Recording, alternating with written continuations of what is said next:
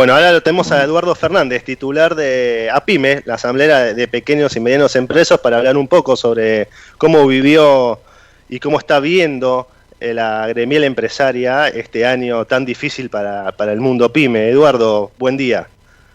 ¿Cómo le va? Bueno, sí, en todo el mundo, el sector empresario, sobre todo el empresario no vinculado a las pymes y al sector financiero especulativo, en todo el mundo está pasando serísimas restricciones, porque cuando caen los productos brutos en las dimensiones que están cayendo en todo el mundo, las primeras afectadas son tanto el sector comercial como el pequeño y mediano industrial, ¿no? Tal cual, que ya veníamos golpeados las pymes de años anteriores. Correcto, veníamos con una de las características de las pymes son el vivir del mercado interno, que al aplicarse medidas en salvaguarda de la salud disminuye el funcionamiento del mercado interno. El segundo aspecto es la limitación del capital de trabajo, es decir, no hay un capital como para aguantar mucho tiempo sin una actividad por los cuadros de flujo de fondos que venían. Y tercero, muchas pymes venían con un alto endeudamiento, y si bien se dictaron ahora estamos en la segunda etapa de una moratoria amplia. Las moratorias presuponen poder empezar a pagar deudas a partir de la actividad, y lo que se demora es la actividad. Entonces, estas restricciones de acceso al crédito también, porque uno accede al crédito, pero si no hay funcionamiento no hay capacidad de repago. Entonces, es todo un círculo que la limitación del tamaño, capital de trabajo, la espalda, como se suelen decir, de las pymes, no facilita justamente una salida, y son junto con los sectores asalariados, los que más la sufren, ¿no? Sí, es verdad y muy atinente lo que estás planteando, y la tiene difícil tanto el empresario PYME como el gobierno nacional sobre cómo reactivar la economía. Y desde APYME, ¿qué están proponiendo? Primero, nosotros hemos acordado con las políticas oficiales que significan una atención a la producción, ¿no? Es decir, que el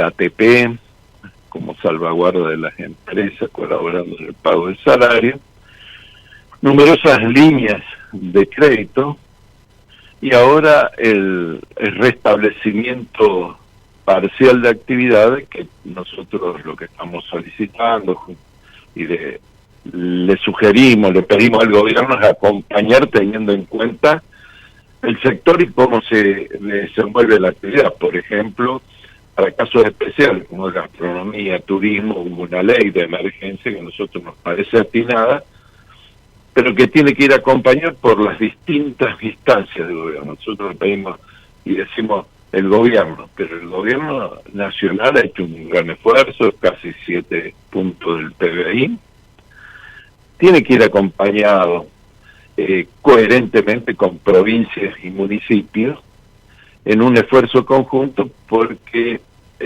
salvar la fuente de trabajo y salvar a actividades productivas o de servicio o de comercio es el secreto luego para reactivar la economía. Es mucho más difícil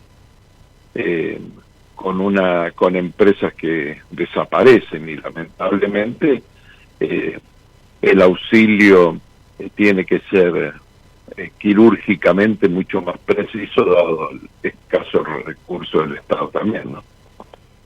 Sí, tal cual, y aparte no podemos pretender que todo el tiempo el Estado esté subsidiándonos, ¿no? a los empresarios.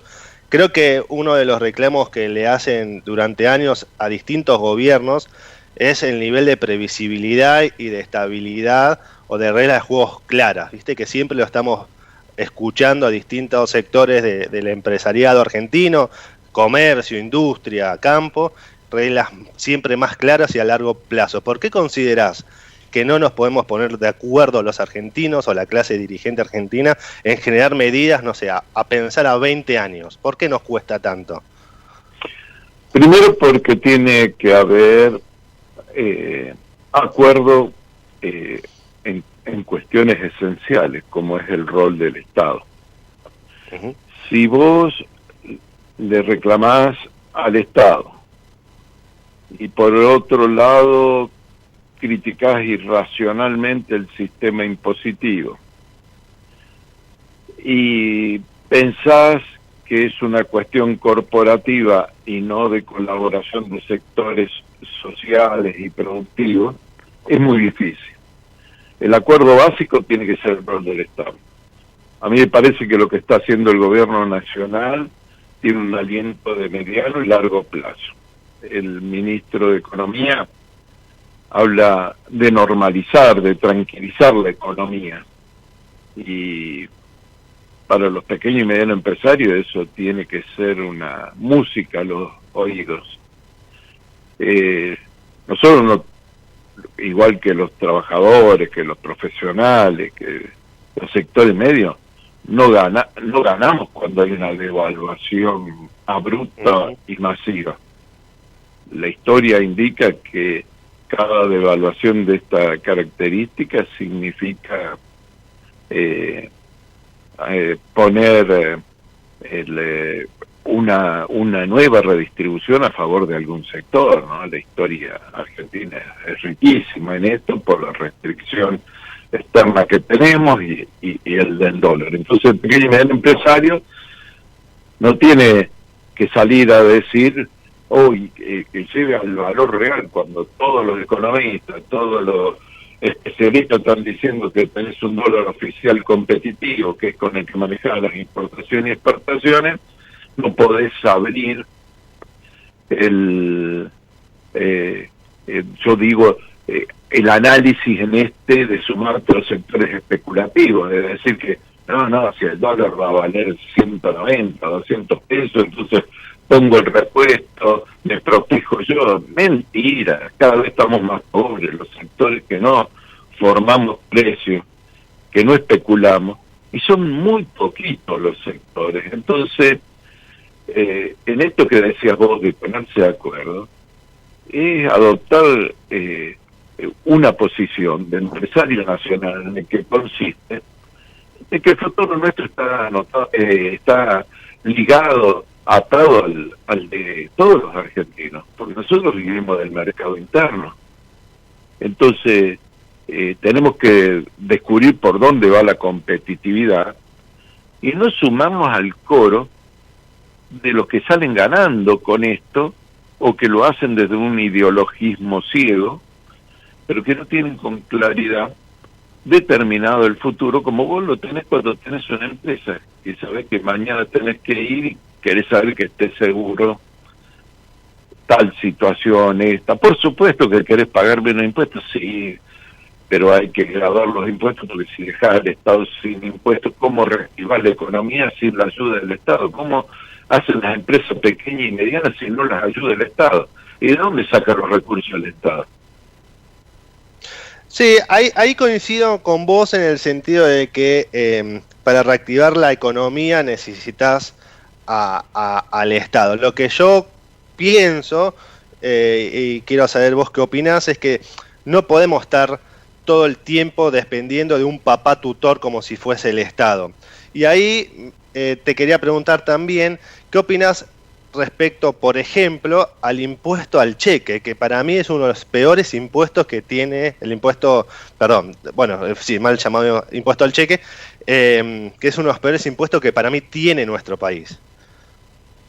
Hay varios impuestos que son peores, pero el tema es el siguiente en la primera parte de tu pregunta, es decir, y bueno, dejar de pedirle al Papa Estado. El problema es el enorme desequilibrio económico Yo no estoy de acuerdo que se ayude a empresas que tienen margen de utilidad alta o oculta, o no han distribuido dividendos por debajo de la mesa en periodo de crisis. Mira, a ver, hay un solo ejemplo. Los otros días, cuando a nivel mundial, y te lo digo porque se traslada a Argentina, y tiene mucho que ver, cuando Pfizer, por la vacuna, pega un salto en la bolsa, y hay un solo accionista, que de parte de accionistas de Pfizer, que ganó 750 millones de dólares ese día. Y ese día, junto con las TIC, pasaron a ser 100 mil millonarios, es decir, más de 100 mil millones de dólares en la bolsa. Cinco personas en el mundo. Y cuando decís que durante la pandemia las 500 personas más ricas del mundo acrecentaron su patrimonio en un 22%, donde mientras se crearon millones de desocupados, de esos desocupados de falta de mercado interno. Si no interviene el Estado, si es esto lo que está sucediendo en el mundo y sucede en Argentina, por supuesto que el Estado tiene que ser coherente, en el sentido de que si ayuda a esas empresas, también frena el drenaje en la economía especulativa, con respecto a que no te siga conviniendo, en vez de poner una empresa o un negocio, de ir al banco y te llenas de plata, como fue hasta hace poco. Entonces, los empresarios nos tenemos que asociar a programas que premien la producción y el trabajo. Y en esto no estamos solos, porque si se sigue con la cuestión corporativa, y por ejemplo, solamente existe el sindicato y la Cámara Empresaria para una cuestión de convención colectiva donde se fijen los salarios, pero no fijemos otras metas económicas, muy difícilmente también podamos tener programas a mediano y largo plazo. Y la estructura impositiva a la que te referías vos, que el gobierno dentro de poco va a mandar una reforma impositiva, tiene que tender a cambiar la estructura de nuestro sistema tributario, donde pagan más los que consumen, los que trabajan, incluso los que relativamente, las pequeñas y medianas empresas, con la estructura del impuesto a las ganancias, que es más grave aún que el impuesto al cheque. Entonces, hay que discutir el sistema tributario, que es el sistema que tiene el Estado para fijar criterios de redistribución y apoyar determinadas actividades. Vos sabés bien que si beneficias impositivamente una actividad, es que la estás alentando. Es por eso que se ponen en impuestos en todo el mundo, por ejemplo, al tabaco. Además del fin recaudatorio, tiene un fin de conducta social y productiva. Entonces, vamos a tener oportunidad de discutirlo, y espero que el pequeño y mediano empresario nacional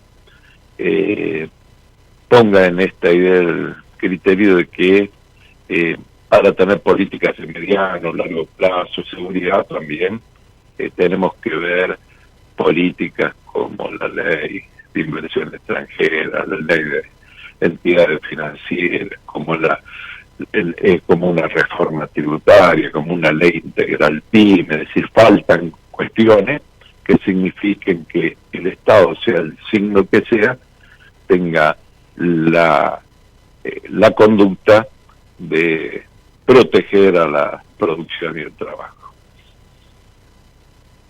Coincido, Eduardo, con vos con el análisis que hiciste al inicio sobre que algo que nos tiene que dejar esta pandemia es el repensar la redistribución, ¿no? ¿Cómo puede ser que haya 5 empresarios tan ricos, con tanto atesoramiento, mientras que el resto de empresarios o clase trabajadora está sufriéndola tanto. Pero ¿vos crees que la sociedad, yo te agregaría eso, agregar el análisis, vos crees que las sociedades van a resistir esto? Creo que tenemos que hacer un fuerte replanteo desde Argentina en particular y desde el mundo en general. Coincido con ese análisis que vos hacés. Lo que quería interpelarte a vos, que creo que en el editorial que había comenzado, era este sentido de justicia que hay acá en Argentina, que siempre está tan cuestionada, es que lo que ven los empresarios, por lo menos con lo que estuvimos conversando a lo largo de todo este año, es que aporta el impuesto, paga los impuestos, paga los tributos que le indican, pero no les vuelve. Entonces, ¿qué opinás vos al respecto? ¿Sentís que la clase empresaria, cuando aporta en los impuestos, siente que está aportando a la sociedad? Porque por momentos parece que se la queda una parte sola de la sociedad y el resto es como que sigue ahogado en este meollo. Yo les invitaría, porque en el corto tiempo, ¿no?, se puede hacer, que lean el presupuesto nacional y la ejecución presupuestaria para desmitificar eso. Hay un montón de cuestiones. Es el costo de la clase política. Y cuando va el presupuesto, el 0, no sé, y lo principal, que no preocupó y no, los empresarios no levantaron la voz a tiempo y con fuerza, es cuando se endeudaba el país y no significaba resignar importantes recursos del Estado Nacional para pagar servicios de deuda que quitaban la posibilidad. Yo te voy a dar un solo dato. A fines del 2019, el presupuesto para el Ministerio de Desarrollo Productivo era 14.900 millones, más o menos, no tengo los números acá. Este año, el Ministerio de Desarrollo Productivo se aprobó un presupuesto de 130.000 millones de pesos, pero que consta de una cantidad de áreas, entre ellas el apoyar la reconversión tecnológica de empresas a las nuevas tecnologías, facilitando la transferencia, pero también con recursos. Tenemos la ley de economía del conocimiento, que significa para los argentinos una gran posibilidad, donde hay una gran cantidad de pymes y que aportan seriamente a nuestra balanza de comercio exterior, porque es uno de los sectores que agrega valor y exporta con calidad, aprovechando eso que los empresarios no dicen querer, que es una gran posibilidad de tener recursos de mano de obra a partir de una escuela y una universidad pública y de alta calidad. Entonces eso es solamente un ejemplo, pero se van a desarrollar los parques industriales con beneficios para las empresas firmes, para adaptarlo a las políticas que no significan aumentar la competitividad teniendo en cuenta el ambiente. Entonces, cuando uno ve la cantidad de programas previstos y que se van a ir lanzando, no puede decir que los recursos no están aplicados. El presupuesto del año subió un 1000% respecto al del 2019. Lo que hay que ver es que sean adecuados, que lleguen adecuadamente y que se controlen. Entonces, el INTI, el Ministerio de Ciencia y Técnica, las universidades tienen que ser mucho más efectivas, que no se trata solamente que haya un estudio, sino que pueda ser transferido rápidamente, tecnológicamente. Y eso nos va a otorgar como empresarios, como país, seguir agregando valor y calificando ese valor. Y Eduardo, trabajar. Disculpe que lo corte, Lionel Paredes lo saluda. ¿Cómo le va?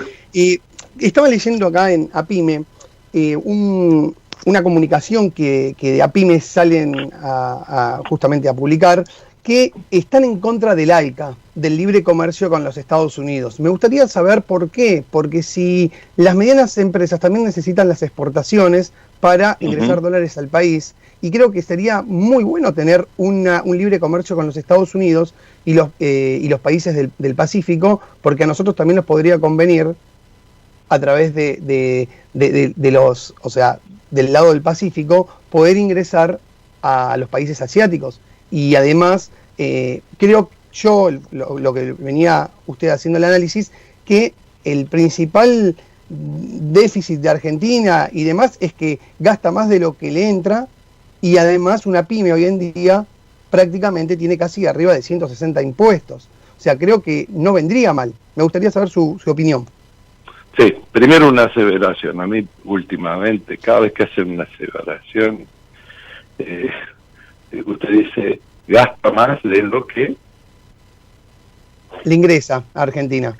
Argentina es así, o sea, ¿por qué tenemos tanto déficit? ¿Dónde usted lo dice? Porque es una frase fácil, pero ¿a qué se está refiriendo? No, a ver, un ejemplo. ¿Fiscal o a la balance comercio exterior? ¿Cómo? ¿Se está refiriendo a la balance de comercio exterior? No, para precisar la respuesta. A todo me refiero a todo. Bueno, no es así, definitivamente no es así. Nosotros venimos este año con superávit de balanza comercial, es decir, no es cierto, es decir, no es suficiente, pero no es cierto que tengamos déficit de balanza comercial este año. Y en cuanto a déficit fiscal, yo le invito cuando termine este año, hacemos otro programa y que me traiga un país donde no va a haber déficit fiscal. La Comunidad Económica Europea habilitó a los países, porque la comunidad establece restricciones respecto a esto, para tener las ayudas que la Comunidad Económica Europea da de los distintos sectores, por ejemplo, agricultura y ganadería, y liberó de esto, reconociendo que por la pandemia y por otros factores va a haber habilitó que se superaron los índices de déficit fiscal. Yo digo para desmistificar, porque los argentinos, algunos argentinos, tienen la costumbre de decir, los argentinos somos los peores. Y yo le digo, bueno, muchachos, claro, viste, por ahí encuentran un ejemplo, ahora ya se olvidaron, algunos años de Irlanda, después Australia. Siempre buscan algunos vendedores de filosofías fáciles que no hay en lo económico y en lo social, son procesos en los que cada sector, en que los dirigentes tenemos que jugar un rol. Con respecto a la cantidad de impuestos, esos supuestos 160 fueron desmitificados, lo hizo el IERAF, ¿no? El IERAF, el Instituto Argentino de Relevamiento, que lo preside Nadine Argañana, con el cual yo tuve algún intercambio. Es una suma de impuestos y que no obedece estrictamente a la realidad, porque se toma, por ejemplo, por título y no por área, se suma distintos impuestos y una empresa está en un lugar y paga una cantidad y otra, porque se ha sumado todas las jurisdicciones. Y hay que decir que no lo hizo muy bien porque hoy está siendo enjuiciado por facturas truchas, ¿no? El instituto ese. Que es el que emitió esa cifra y que es la que se basan mucho y que no hay otro estudio serio al respecto. A la presión fiscal en la Argentina está dentro del promedio, según la CEPAL, de los países latinoamericanos, menor que la de Brasil y la de Uruguay, aunque todos los días se dice otra cuestión, a nivel de estructura impositiva nacional. Y yo no estoy haciendo una defensa porque digo, está redeformado.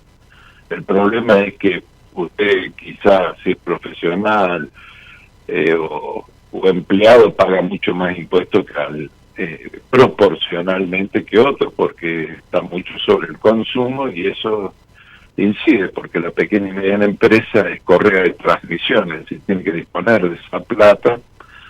Acuérdense que fue toda una lucha para retrasar el pago del IVA, más con el costo financiero que había.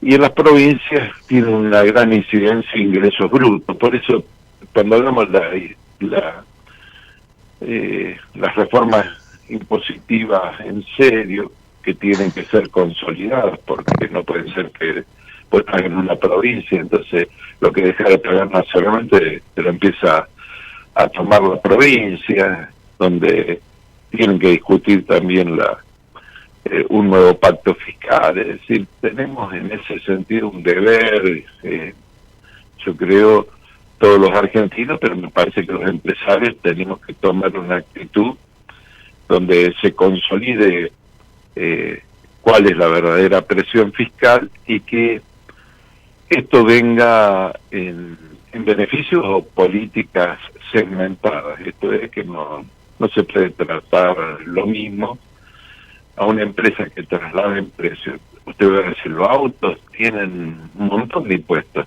pero tienen la facilidad que lo pueden trasladar. Si el carpintero en la esquina tiene que competir, que sea con una importación de Brasil, no puede poner en el precio todos los impuestos, lo sacan de competencia. Entonces, el tamaño de la empresa, el sector a proteger, hay que tener en cuenta, para no hablar de generalidades, que yo no le estoy negando, decir que es preocupación de todos, pero que este discurso tan generalista, sin segmentación, sin estudio, en general ha terminado beneficiando a grandes actores, no a los pequeños, pero los pequeños cada vez nos va peor, en el sentido de las obligaciones tributarias. Se logró simplificación, sí, tenemos que exigir ventanilla única, sí. Fíjese, la ley de góndola está aprobada, pero no está reglamentada, que es una ley importante para que las economías regionales, los pequeños productores, tengan un lugar reservado en la góndola y que hace la política de precios. Hay un montón de cosas por hacer en este sentido. Ahora, yo creo que el empresario tiene que tener una mentalidad, ¿no?, productiva. Bien, Eduardo, yo coincido con vos, tengo que ir cerrando. Me voy a quedar con esta frase de no generalizar con respecto a los impuestos. Me parece que eso es un aporte muy valioso que le estás brindando hoy al programa. Ojalá lo podamos desmitificar y saber realmente el tema de la presión impositiva que hay. Yo coincido con ese análisis.